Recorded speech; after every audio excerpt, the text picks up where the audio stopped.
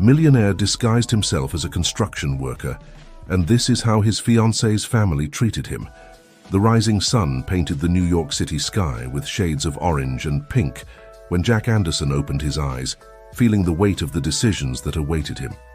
At 32, the CEO of Innotech, one of the country's most promising technology startups, was about to embark on a journey that would change his life forever. Jack got up from the king-size bed in his penthouse apartment in Manhattan's Upper East Side, walked to the balcony, and observed the city that never slept, awakening to another day. His thoughts wandered to Emily, his fiancée, and to the challenge he had set for himself, to meet her family disguised as a construction worker. The idea had come up during a romantic dinner when Emily mentioned how traditional her family was and how they valued simplicity and hard work. Jack, the son of immigrants who had built a life from scratch in America, felt inspired to prove his worth not as a successful entrepreneur, but as an ordinary man. "I'll disguise myself as a construction worker and work on the renovation of your parents' house," he had said, half joking, half serious. Emily had laughed, finding the idea absurd at first, but gradually became convinced that it could be an interesting experience. Now, standing in front of the bathroom mirror, Jack observed his reflection. The custom-made Italian suit and luxury watch were replaced by a worn-out t-shirt, faded jeans, and work boots. His hands, once soft and well cared for, now sported fake calluses, created with the help of a professional makeup artist. "It's now or never," he muttered to himself, grabbing the old backpack he had bought at a thrift store and leaving the apartment. In the elevator, he encountered a neighbor who always greeted him effusively. This time, she barely looked at him, wrinkling her nose at his simple clothes. Jack felt a tightness in his chest. It was just the beginning of his experience, and he could already feel the weight of prejudice. He took a deep breath and moved forward, determined to face whatever came his way. He arrived at Emily's parents' house, an imposing mansion in the Hamptons, feeling small and insignificant. The security guard looked him up and down before allowing his entry, indicating the back of the property where the renovation was taking place. Jack walked through the well-manicured garden, observing the exotic flowers and marble statues. He reached the construction area and introduced himself to the foreman, a middle-aged man named Mike. "So you're the new helper?" Mike asked, evaluating Jack with experienced eyes. "Ever worked on a construction site before?" Jack hesitated for a moment, remembering the summers he helped his father with small construction jobs. "Yes, sir, I have some experience." Mike nodded, not looking very convinced. "Well, let's see what you're capable of. Start by carrying those bricks to the second floor." The day passed in a blur of sweat, muscle pain, and shouted instructions. Jack discovered muscles he didn't even know existed, and his skin, normally protected from the sun, began to turn red and sensitive. At the end of the afternoon, exhausted and dirty, Jack was about to leave when he heard familiar voices. Emily and her parents, Robert and Catherine, were inspecting the progress of the renovation. "Mom, Dad, this is Jack, the new helper," Emily said, introducing him with a knowing smile. Robert, a successful businessman, looked at Jack with disdain. "I hope you know what you're doing. I don't want amateurs ruining my house." Catherine, on the other hand, barely looked at Jack, too busy complaining about the dust and mess. "Don't worry, sir," Jack replied, keeping his head down. "I'll do my best." Emily gave him a sympathetic look but said nothing to defend him. Jack felt a pang of disappointment, but pushed the feeling away. After all, this was just the first day. The following days unfolded similarly. Jack worked hard, quickly learning construction techniques and gaining the reluctant respect of Mike and the other workers. However, the treatment he received from Emily's family continued to be disrespectful and, at times, cruel. Robert frequently made derogatory comments about Jack's appearance, suggesting that he should try harder to look presentable. Catherine, in turn, constantly questioned his skills and intelligence, asking questions like, "Are you sure you know what you're doing?" Or, "Wouldn't it be better to leave this to someone more qualified?" What hurt Jack the most, however, was Emily's attitude. Although she didn't actively participate in the negative comments, she also did nothing to prevent them or defend Jack. He began to wonder if he really knew the woman he was planning to marry. One particularly difficult afternoon, Jack was working on the roof when he overheard a conversation between Emily and her mother in the garden below. "Honey, are you sure about this marriage?" Catherine asked. "I mean, look at him, a simple construction worker. You deserve someone better, someone at our level." Jack waited, his heart racing, for Emily's response. But she just sighed and said, "Mum, please don't start this again." At that moment, something broke inside Jack. He realized that the love he felt for Emily had been built on a fragile foundation, and that their core values were incompatible not only with those of her family, but with her own. On Friday, the last day of his job at the house, Jack decided to reveal his true identity. He gathered everyone in the living room: Robert, Catherine, Emily, and even Mike and the other workers. "First of all, I'd like to thank everyone for the experience of this week," Jack began, his voice firm and clear. "My name is Jack Anderson, and I'm not just a construction worker. I'm the CEO and founder of Innotech, one of the most successful technology startups in the country." The silence that followed was deafening. Robert and Catherine's eyes widened in shock and disbelief. Emily looked a mixture of surprise and shame. Mike and the other workers exchanged confused glances. Jack continued, "I decided to spend this week in disguise to truly get to know my fiancée Emily's family. Unfortunately, what I discovered left me deeply disappointed." He turned to Robert and Catherine. "Throughout the week, you treated me with disrespect and prejudice. You made derogatory comments about my appearance, questioned my intelligence and skills, and treated me as if I were inferior because of the work I was doing." Catherine tried to interrupt, but Jack raised his hand, asking for silence. The most painful, however, was realizing that Emily, the woman I loved and with whom I planned to spend the rest of my life, did nothing to defend me or question this behavior. Emily stepped forward, tears in her eyes. "Jack, I didn't know what to do." Jack shook his head sadly. "Exactly, Emily. You didn't know what to do because deep down you agree with them. You may not have made derogatory comments, but your silence was deafening." Turning to Mike and the other workers, Jack smiled genuinely.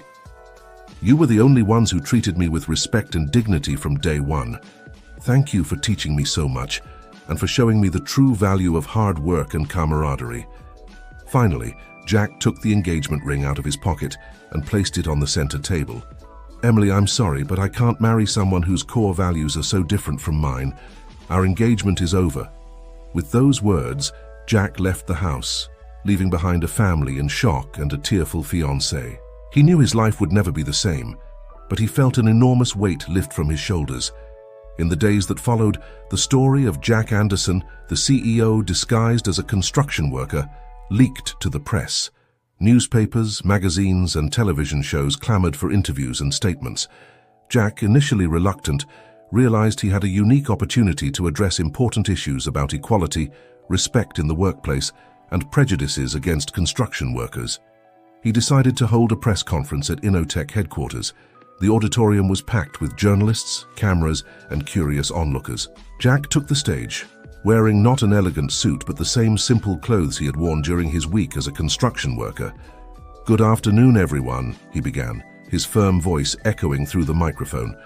"Thank you for your presence today. As many of you already know, I recently spent a week working undercover as a construction worker at my ex-fiancée's family home.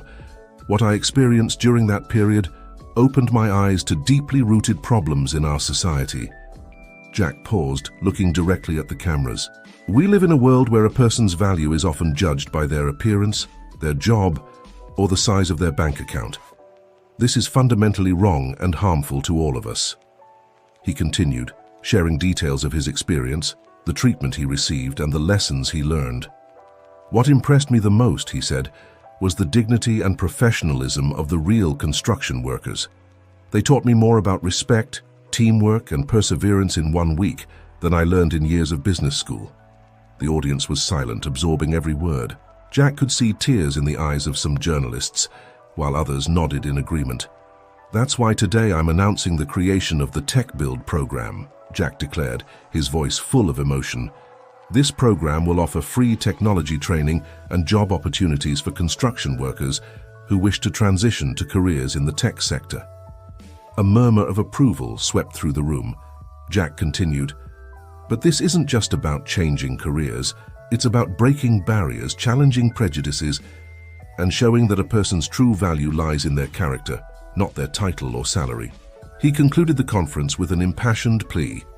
I ask all of you to reflect on your own prejudices. How do we treat the people around us? How do we judge someone's worth? It's time to change our perspective and build a more just and equal society. When Jack left the stage, he was met with a standing ovation. His story and words had touched a nerve in American society, triggering discussions about class, privilege, and respect in the workplace. In the months that followed, the Tech Build program took off. Hundreds of construction workers signed up, eager for the opportunity to learn new skills and change their lives. Jack worked tirelessly to ensure the program was a success, often spending sleepless nights reviewing curricula and teaching methodologies. One of the first participants in the program was Sarah, a young single mother who worked as a construction helper to support her daughter. She had heard about Tech Build through a co-worker and decided to sign up, even without having previous experience with computers. I've always wanted to learn about technology, Sarah told Jack during her admission interview, but I never thought I'd have the chance. Who would give someone like me an opportunity? Jack smiled, remembering his own journey. Sarah, you have more potential than you imagine. All you need is a chance and the determination to seize it. Sarah proved to be one of the most dedicated students in the program. She absorbed every lesson with enthusiasm, staying up late at night to practice programming after her daughter went to sleep. After 6 months of intensive training, Sarah was hired as a junior developer at Innotech itself. Sarah's success was not an isolated case. As more and more Tech Build graduates found jobs in the technology industry, the program's reputation grew. Other tech companies began to approach Innotech, eager to hire the talented graduates of the program. The impact of Tech Build extended beyond the tech industry. Construction, traditionally seen as a low-skill sector, began to gain more respect. Construction companies started investing more in training and developing their employees, fearing losing talent to the tech sector. Jack found himself at the center of a silent revolution. He was regularly invited to give talks at universities, business conferences, and even government meetings. His story and the success of Tech Build inspired other companies to launch similar programs, creating a movement of corporate social responsibility that spread throughout the country. A year after the launch of Tech Build, Jack received an unexpected email. It was from Robert, Emily's father. Dear Jack, I hope this message finds you well. I know I'm probably the last person you'd want to hear from, but I feel I need to express some thoughts. First, I'd like to deeply apologize for the way I treated you during your week at our house. My behavior was unforgivable, and there are no excuses for the prejudice and disrespect I showed. Since the incident, our family has gone through deep self-reflection. Your words and actions forced us to confront our own prejudices and question the values we thought we had. It was a painful process, but a necessary one. We've been closely following the work you've been doing with the Tech Build program. It's truly inspiring to see how you've transformed a negative experience into something so positive and impactful. I know words can't undo the harm we caused, but I want you to know that your courage has changed not only our lives, but the lives of many others. Our family is now involved in charity projects focused on education and equal opportunities. Emily has also gone through many changes. She left her marketing job and now works as a volunteer at an NGO that helps underprivileged youth enter the job market. I'm not asking for your forgiveness, as I know we don't deserve it. I just wanted you to know the lasting impact your actions have had. I wish you all the success and happiness in the future. Sincerely, Robert. Jack read and reread the email several times, a mixture of emotions bubbling in his chest. Anger, sadness, but also a glimmer of hope. He didn't respond immediately, needing time to process everything. A few days later, he received another message, this time from Emily. Dear Jack, I hope you're well. I know I'm probably the last person you want to talk to, but I feel I need to tell you a few things. First, I want to apologize. My silence during that week was as harmful as my parents' cruel words. I failed you, myself, and everything I believed I stood for. Since you left our lives, I've gone through an intense period of self-reflection. I realized how trapped I was in a bubble of privilege and prejudice, even if I didn't want to admit it. Your actions inspired me to make real changes in my life. I left my job and now work full-time with an NGO that helps underprivileged youth get jobs and education. It's challenging work, but incredibly rewarding. I'm not asking for a second chance or trying to rekindle something that clearly ended. I just wanted you to know that your actions had a profound and lasting impact, not just on me, but on my entire family. Thank you for having the courage to do what you did. You opened my eyes to a world I refused to see. I wish you all the happiness in the world, Jack. You deserve it. With affection, Emily. Jack felt a lump in his throat as he finished reading. Emily's words touched something inside him that he thought he had buried long ago. It wasn't love. That feeling had dissipated with the harsh lessons of that week, but a sense of closure, of a chapter finally ending. After a few days of reflection, Jack decided to respond to both emails with brief but sincere messages, thanking them for their honesty and expressing his hope that everyone could continue to grow and learn. However, he felt that he needed a face-to-face meeting to really put an end to this story. He proposed to Emily a coffee at a neutral location, a cafe in the city center. On the appointed day, Jack arrived early at the cafe, choosing a discreet table in the corner. His heart was beating a little faster than normal, a mixture of anxiety and curiosity about how this reunion would be. Emily arrived punctually, dressed simply, quite different from the elegant, status-conscious woman he had known. Their eyes met, and for a moment, time seemed to freeze. "Hello, Jack," she said softly, sitting across from him. "Hello, Emily," he replied, offering a polite smile. "Thank you for coming." They ordered their coffees and for a few minutes sat in silence, each gathering the courage to start the conversation.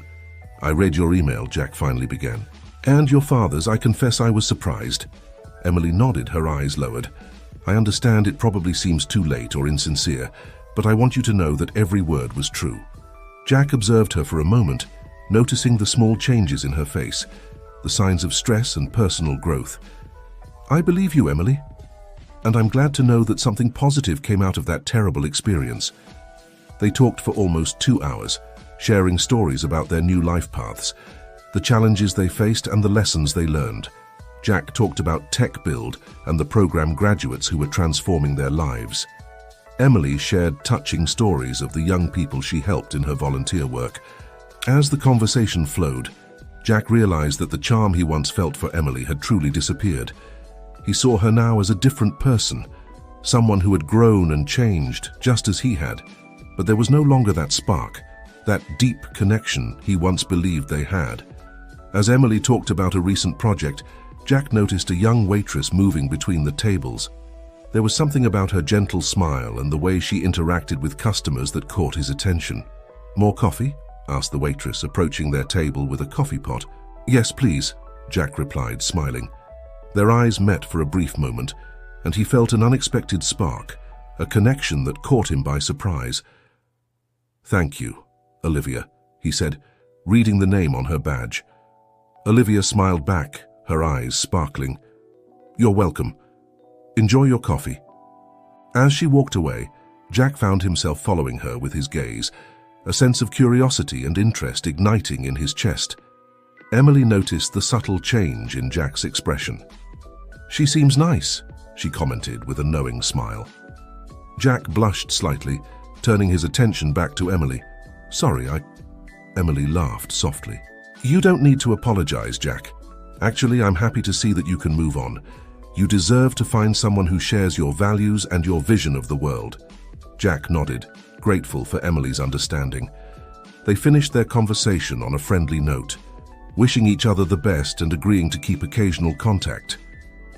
When Emily left, Jack remained at the cafe, his gaze occasionally turning to Olivia, who continued her work with efficiency and a constant smile. Gathering courage, he approached the counter when she was free. "Hi, Olivia.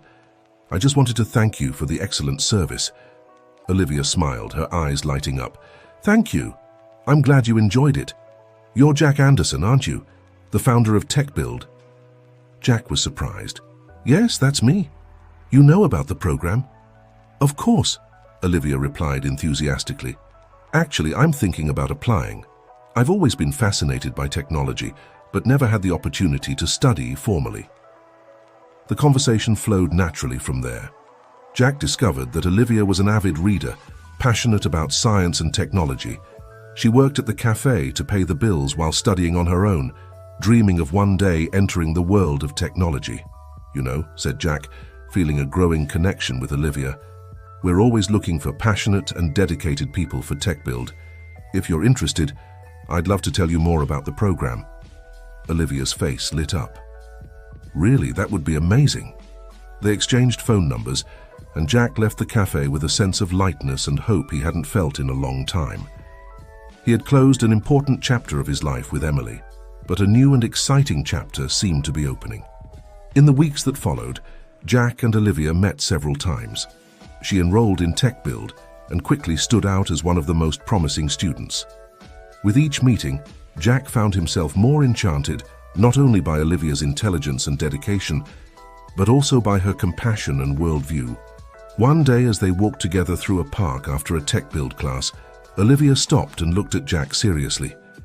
"Jack, I wanted to thank you," she said, "not just for the opportunity at TechBuild, but for being who you are. Your story, what you did, it inspired so many people, including me." Jack felt his heart warm with her words. "Olivia, I should be the one thanking you. You reminded me why I started all this in the first place.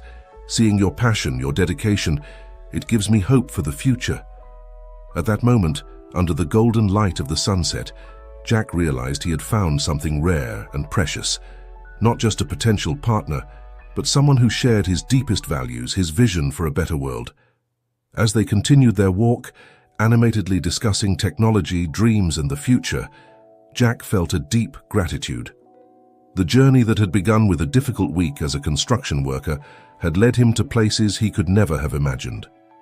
He had lost one love but gained a purpose. And now, with Olivia by his side, he felt he was on the threshold of something truly special. The sun was setting on the horizon, painting the sky with shades of orange and pink, much like the dawn of that fateful day more than a year ago. But this time, instead of uncertainty and apprehension, Jack felt only hope and infinite possibilities. He looked at Olivia, his heart full of an emotion he wasn't yet ready to name, but which promised a bright future.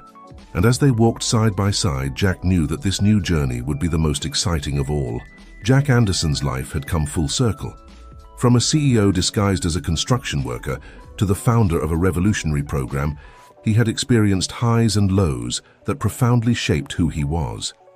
And now, with Olivia, he was discovering a new kind of connection, one that was built on a solid foundation of mutual respect, shared values, and a genuine desire to make a difference in the world.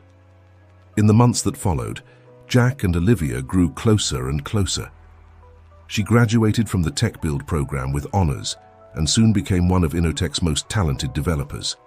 Her unique perspective, coming from a humble background, brought new ideas and approaches that enriched the company in ways Jack could never have predicted. Together, they expanded TechBuild, taking the program to other cities and even other countries. Jack watched with pride as Olivia led workshops and inspired a new generation of developers, her contagious passion and personal story resonating with many of the participants. A year after their first encounter at the cafe, Jack took Olivia out for a special dinner. He surprised her with a helicopter ride over New York City, the city they both loved and which had been the stage for so many changes in their lives. As they flew over the illuminated skyscrapers, Jack turned to Olivia, holding her hands. "Olivia," he began, his voice trembling slightly with emotion, "this past year has been the most amazing of my life. You've shown me a new kind of love, one that is based not just on attraction, but on true partnership, shared values, and the desire to make the world a better place."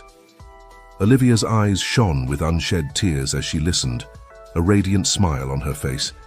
Jack continued, "I've learned that true success isn't measured by money or status, but by the positive impact we can have on others' lives. And with you by my side, I feel we can achieve anything." He then took a small box from his pocket and opened it, revealing a simple but elegant ring. "Olivia, would you do me the honor of marrying me? Of building together not just our future, but a better future for everyone around us?" Olivia, with tears of joy streaming down her face, responded without hesitation. "Yes, Jack, 1,000 times yes." They embraced, the helicopter circling the city that had witnessed their individual journeys and would now be the stage for their joint journey. In the years that followed, Jack and Olivia became an unstoppable force in the world of technology and social entrepreneurship. TechBuild grew to become a global movement, inspiring similar programs in dozens of countries. Innotech, under the couple's joint leadership, became known not just for its technological innovations, but for its commitment to social responsibility and equal opportunities. Jack never forgot the lessons he had learned during his week as a construction worker. He kept in touch with Mike and the other workers, many of whom became close friends and valuable advisors. The experience continued to shape his decisions and business vision, constantly reminding him of the importance of treating each individual with respect and dignity, regardless of their position or background. Eventually, Jack and Olivia had 2 children who grew up understanding the value of hard work, compassion, and social responsibility. From an early age, the children were exposed to people from all backgrounds and social classes, learning to value diversity and treat everyone with equal respect. Jack's story, from his disguise as a construction worker to the creation of TechBuild, became a legend in the world of business and philanthropy. He was invited to give speeches at prestigious universities, international conferences, and even at the UN, where he spoke about the importance of equal opportunities and education as tools for social and economic development. One day, about 10 years after the original incident, Jack received an unexpected invitation. The construction company where he had worked undercover was celebrating its 50th anniversary and wanted him to be the keynote speaker at the celebration. Initially hesitant, Jack decided to accept after a long conversation with Olivia. "This could be an opportunity to close the circle," she said, "to show how a negative experience can lead to lasting positive changes." On the day of the event, Jack took the stage wearing not an elegant suit, but the same simple clothes he had worn during his week as a construction worker a decade earlier. The audience, composed of construction workers, executives, and important industry figures, fell into expectant silence.